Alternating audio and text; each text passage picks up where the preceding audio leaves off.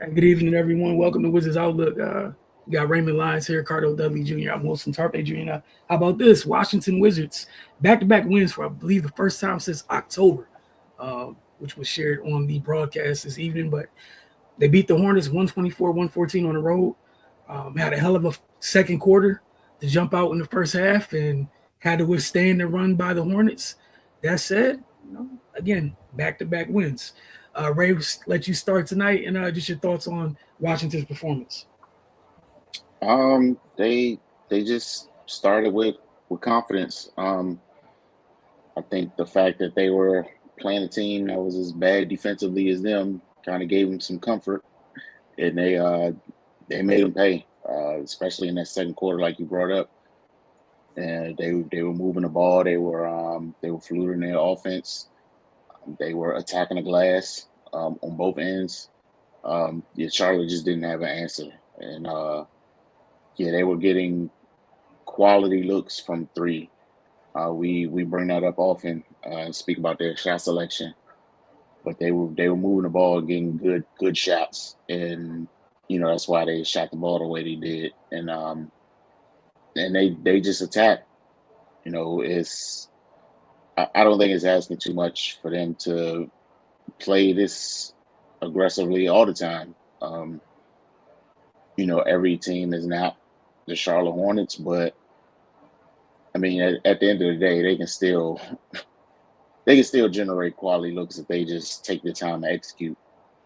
So yeah, they just that second quarter. Like usually, we see teams give them a knockout punch and they're never able to recover. That's kind of what they did to Charlotte in the second quarter. The Hornets did fight back.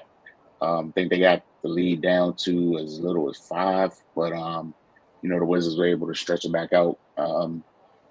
They got stops, which, as you know, it just that kind of settles things and jumpstarts everything for them. So yeah, man, all around good showing. But yeah, that second quarter they were just out of their minds.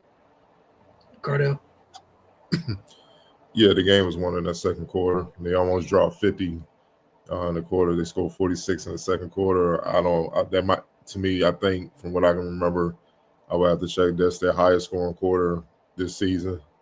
Held the Hornets to 25. It's like the second game in a row where 3 to 4 quarters they held them below 30, 25.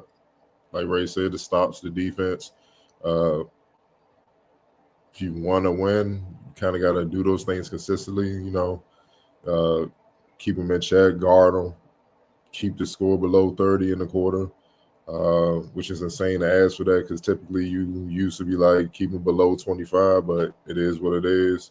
But the second quarter is where it got crazy for the Wizards, and mostly Corey Kispert. He had 18 points, 6 of 8 from the field, 4 of 6 from deep. And Bilal Coulibaly followed that up with 13, 4 of 6 from the field, 2 of 3 from deep. But Kispert, man, he was on his Johnny Storm, human torching them boys. Like he was just he couldn't miss. Even when he missed, it was damn near like it was supposed to go in. But for him coming off the bench, man, he was a big part of the bench production too. You know what I mean? So with his scoring, that just exploded now. In the third, Charlotte did make a hell of a run. Pride getting embarrassed on their home court. They outscored the Wizards 34-20 in the third, made it a game, but then the Wizards rebounded 1 to 4, 27-26. But the bench was huge. It was the difference in the game as well as that second quarter scoring output from Kispert and Coulibaly. Wizards bench outscored the Charlotte's reserves 50-19. When you allow that from any team, it's just hard to win. It's hard to win, even though they made a win of it. And that was more so because of some poor choice of shot selection down the stretch from a couple players, which is typical of the Wizards. But they managed to reel that in enough to win the game. But if they'd have just took better shots with the defense that they were playing for most of the game, they definitely would have won by double digits. But nonetheless, a win is a win, man. You know what I mean?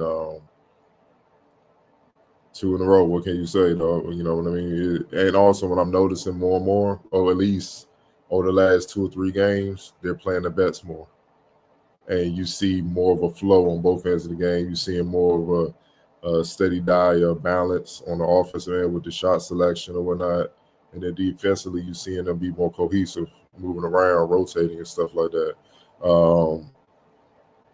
Can't be ignored, Jonas Valanciunas. Come on, man. 14, 17, and 4. 14, 17, and 4. And he shot 42% from the field. He was 6 of 14, which is uncharacteristic for him. Normally, he's shooting around 60%. See what I'm saying? So that could have easily been a 2020 game. And he was dealing with a young athletic big and Mark Williams, who had a big double-double himself, 23 or 14. So they was rumbling in the paint. Bilal Coulibaly did his thing, 26, 5, and 3. But, Kispert did that 25 off the bench.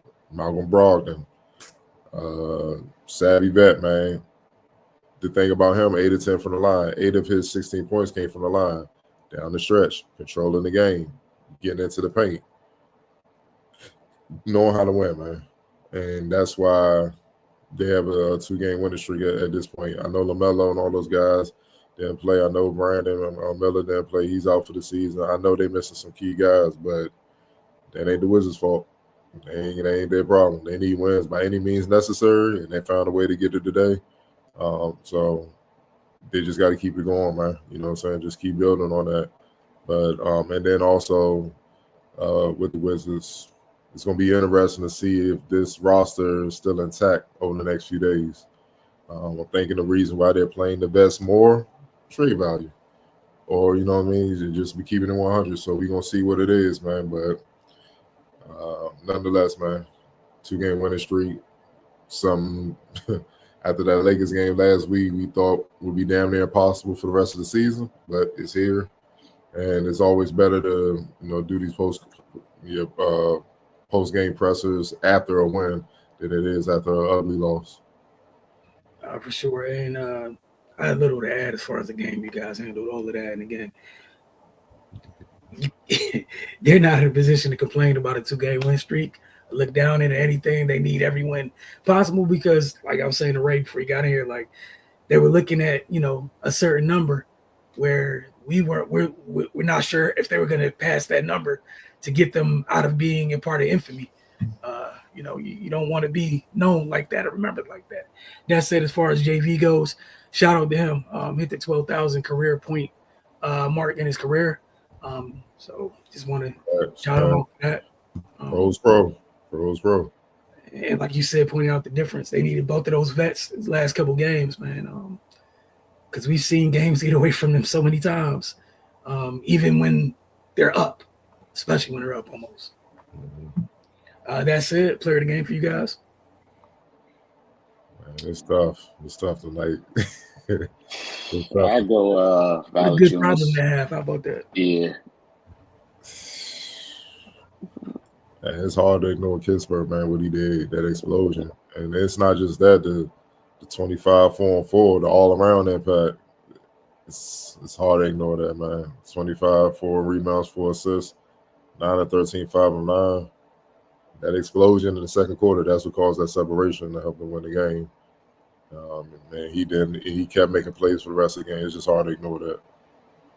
All right, we got JV and Kispert nominated them for X Factor. You guys have? Man, that's tough too, man. Yeah, I had Kispert. Okay. Cardell, where you at? Man, I might go Jonas Brogdon, dog. I might have to pull up. The vets.